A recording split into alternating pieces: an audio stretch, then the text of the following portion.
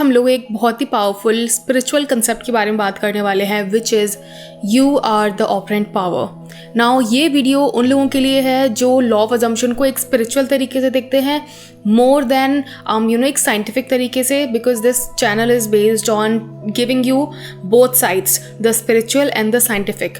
तो जो लोग स्पिरिचुअलिटी में ज़्यादा बिलीव करते हैं ये उनके लिए अच्छा हो सकता है और हेल्पफुल होगा। और अगर आपको पता ही नहीं है कि you are the operant power का क्या कंसेप्ट है और आप जानना चाहते हो लाइक द फर्स्ट टाइम कि ये होता क्या है, so this video is perfect for you. Okay, now let's start this video. But before that, hi, my name is Shivani. I'm a manifestation coach. I'm also certified life and NLP coach. तो अगर तुमको मुझसे session लेना है तो check the description. You will find all the details that's required for you to do so. और इस video के एंड में मैं तुम्हें एक सक्सेस स्टोरी भी बताने वाली हूँ मेरे क्लाइंट की, who manifested some things in her life using this concept of law of assumption.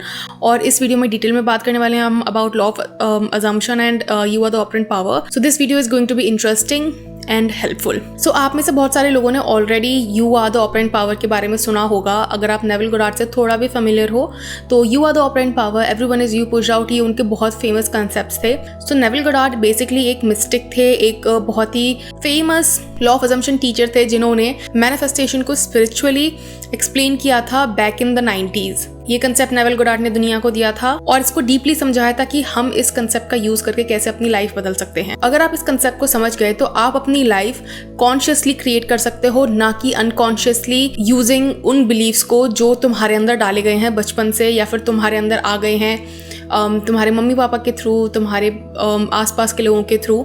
सो ये कंसेप्ट तुम्हारे लिए हेल्पफुल होने वाला है। इस कंसेप्ट का सिंपल सा मीनिंग है कि you are the operant power, that means तुम अपनी लाइफ ऑपरेट कर रहे हो। इसका दूसरा मतलब ये भी है कि इमेजिनेशन ही तुम्हारी एक इकलौती रियलिटी है। तुम्हारी इमेजिनेशन ही तुम्हारी रियलिटी क्रिएट करती है। इसे इस तरह से भी बोल सकते हैं। तुम्हारी लाइफ में जो भी हो रहा है, चाहे वो सक्सेस हो, फेलियर हो, अच्छा हो, बुरा हो, सब कुछ तुम्हारा ही क्रिएशन है। सो बेसिकली ये जो कंसेप्ट है you are the operant power, ये तुम्हें 100% अकाउंटेबिलिटी लेना सिखाता है, बिकॉज आप 100% डेलिब्रेट क्रिएटर तो तब तक नहीं बन सकते जब तक आप 100% रिस्पॉन्सिबिलिटी ना लो for your own actions and for your own reality.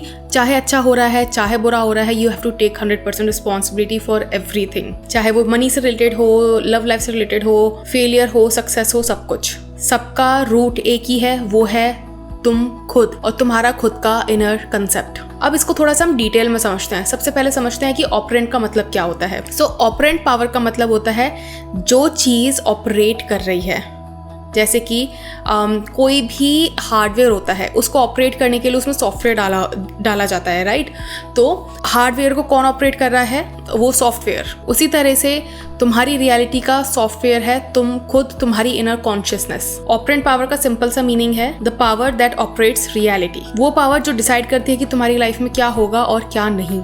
Mostly लोग क्या सोचते हैं? लोग सोचते हैं कि डेस्टिनी सब डिसाइड कर रही है, गॉड सब कंट्रोल कर रहे हैं, तुम्हारा लक है जो सब कुछ डिसाइड कर रहा है, प्लैनेट और एस्ट्रोलॉजी सब कुछ कंट्रोल कर रहे हैं, सोसाइटी तुम्हारी लाइफ कंट्रोल कर रही है। ये यूजुअली लोगों के थॉट प्रोसेस होते हैं। लेकिन नेविल गोडार्ड का कहना था रियलिटी को ऑपरेट करने वाली पावर और कोई नहीं, तुम्हारे से एक्सटर्नल नहीं है, वो तुम्हारे अंदर है and it is your own consciousness. तुम्हारी इमेजिनेशन, तुम्हारे बिलीव्स, तुम्हारे अजम्पशंस, तुम्हारी इनर कॉन्वर्सेशंस, ये सब कुछ मिलाकर तुम्हारी लाइफ ऑपरेट कर रहे हैं और यही सब मिलके तुम्हारी लाइफ में एक्सपीरियंसेस क्रिएट करते हैं। नेविल के वर्ड्स में इमेजिनेशन क्रिएट्स योर रियलिटी। आप खुद सोच के देखो आपकी लाइफ में आज तक जो भी आया है, even if the phone that you are using to watch this video, ये भी किसी का एक इमेजिनेशन था।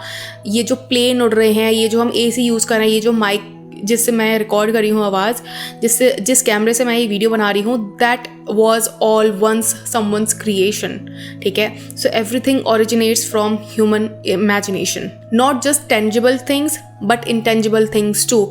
हमारी लाइफ में जो भी चीज़ हम छू सकते हैं, नहीं छू सकते, सब कुछ, everything is our own creation. और जब तुम ये चीज़ समझ जाते हो तो तुम विक्टिम मोड से निकल के एक ऑपरेटर वाले मोड में आ जाते हो।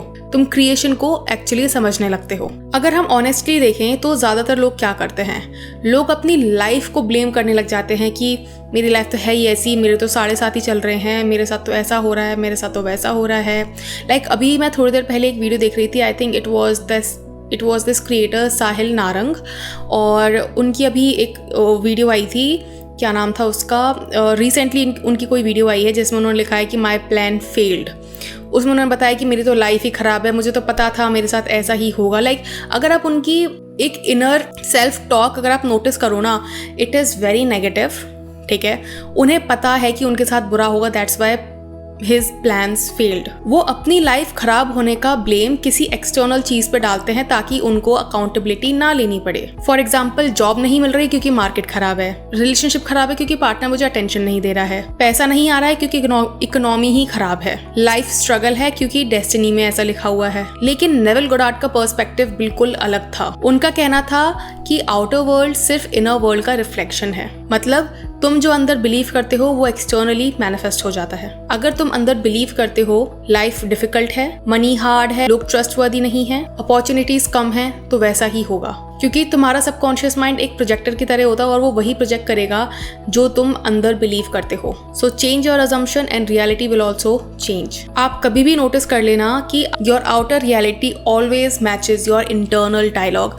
हो ही नहीं सकता है कि आपकी आउटर रियलिटी में वो ना हो रहा हो जो आपके इंटरनल डायलॉग में चल रहा है, मतलब आपकी इनर कॉन्वर्जेशन में चल रहा है।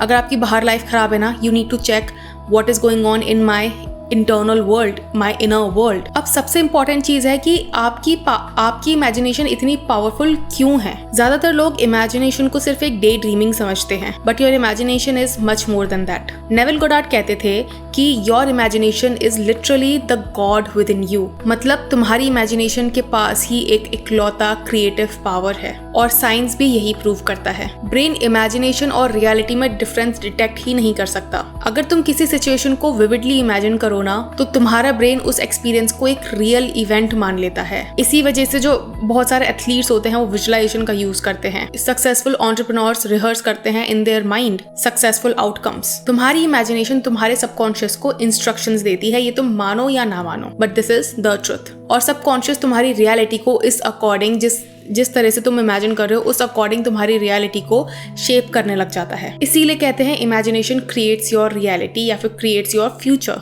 अगर तुम्हें अभी तक इनर कॉन्वर्जेशंस के बारे में नहीं पता है ना, तो ये समझ लो नेविल गोडार्ड ने इनर कॉन्वर्जेशंस को लिटरली सब चीज़ों से ज़्यादा पावरफुल बताया है। इमेजिनेशन का एक मेन पार्ट होता है इनर कॉन्वर्जेशन, ठीक है।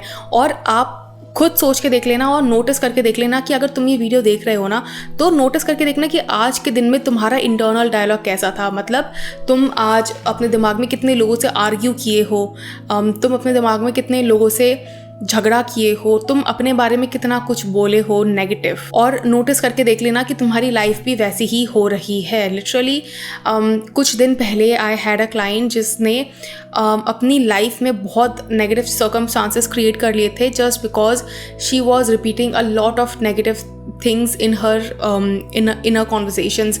वो अपने हस्बैंड से लड़ती थी इन हर इनर कॉन्वर्जेशंस।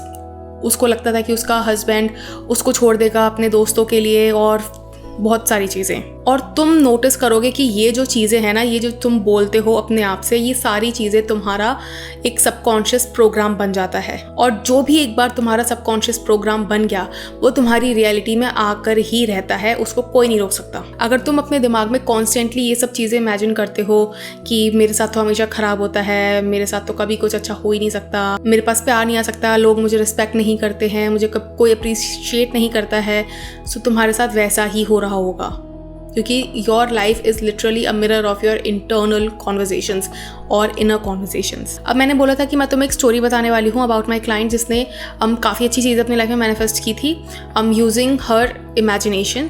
तो उसका मैं तुम्हें एक बहुत अच्छा एग्जाम्पल देती हूँ। Let me just show you. Okay, so she writes, honestly मुझे लगता था कि शायद जॉब मिलना मेरे लिए बहुत डिफ़िकल्ट हो गया है। काफ़ी मन से अप्लाई कर रही थी बट हर जगह से रिजेक्शन मिल रहा था, कोई रिस्पॉन्स ही नहीं कर रहा था। मैंने बहुत ट्राई किया, मेरा कॉन्फिडेंस एकदम ज़ीरो हो गया था, ऑलमोस्ट ख़त्म हो गया था। तभी मुझे आपके चैनल के बारे में पता लगा और मैंने सोचा कि मैं एक बार ट्राई कर लेती हूँ क्या ही जा रहा है। पहले सेशन के बाद ही मुझे फील हुआ कि मेरा माइंडसेट ही मेरा सबसे बड़ा ब्लॉक था। आपने मुझे इतना कामली गाइड किया और मुझे खुद पर दोबारा बिलीव करना सिखाया। सबसे अच्छी बात ये थी कि आपने मुझे कॉम्प्लिकेटेड चीज़ें नहीं करवाई, आप बस मुझे सिंपल तरीके से गाइड करते रहे और हर स्टेप पर मोटिवेट भी किया।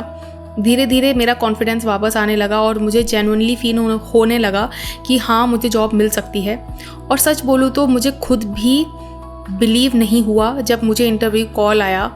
इंटरव्यू भी बहुत स्मूथली हो गया और कुछ ही दिन बाद मुझे ऑफर लेटर भी मिल गया। आपने मुझे जो भी एफर्मेशंस दिए थे, जो भी आपने मुझे विजुलाइज करने के लिए बोला था, मैं आपको बता भी नहीं सकती हूँ कि एग्जैक्टली वैसा ही सीन हुआ मेरे साथ। मैंने जैसा अपना इंटरव्यू इमेजिन किया था, मुझे इंटरव्यू में उन्होंने उसी तरीके से रिस्पॉन्ड किया। आई एम सो ग्रेटफुल कि मुझे आपने मेरी इमेजिनेशन के बारे में अवेयर कराया और मुझे समझाया कि कैसे मैं अपनी इमेजिनेशन का यूज़ करके अपनी लाइफ को, क्या लिखा है, अपनी लाइफ को पॉजिटिवली क्रिएट कर सकती हूँ। उस मोमेंट पर मुझे सबसे पहले आपकी याद आई जब मुझे मेरा ऑफर लेटर मिला, क्योंकि अगर मैं आपके पास ना आती तो शायद मैं उसी नेगेटिव माइंडसेट में अटकी हुई होती, क्योंकि अब मुझे पता लग गया है कि माइंडसेट ही किसी इंसान का सबसे बड़ा ब्लॉक है। Thank you so much for guiding me and helping me shift my mindset. Thank you so much. तो आपने नोटिस किया कि इनकी स्टोरी में भी सबसे बड़ी चीज़ यही थी कि इनका जो माइंडसेट था वो बहुत ज़्यादा मतलब ऐसे नेगेटिव हो चुका था। और जब आपका माइंडसेट नेगेटिव हो जाता है, जैसा मैंने बोला, your inner conversations turn out to be your reality. तो जो आपका इनर कॉन्वर्सेशन में होता है वही आपके आउटर रियलिटी में मैनिफेस्ट हो जाता है। अब ये चीज़ आप जितना जल्दी एक्सेप्ट कर लो और इस पर काम करने लग जाओ, उतना आपके लिए अच्छा होगा। तो आई होप आपको ये वीडियो पसंद आई होगी। And if you did, you know the drill, like share and subscribe. और अगर आपको सेशन लेना है तो check the description, you will find all the details that's required for you to do so. और अगर आप कोई एसपी मैनिफेस्ट कर रहे हो या फिर अपने सेल्फ कंसेप्ट पे काम कर रहे हो तो I have perfect courses for that. The link for that is available in my description, आप वो जाके चेक कर सकते हो। So yes, I will see in my next video. Until then, bye, take care.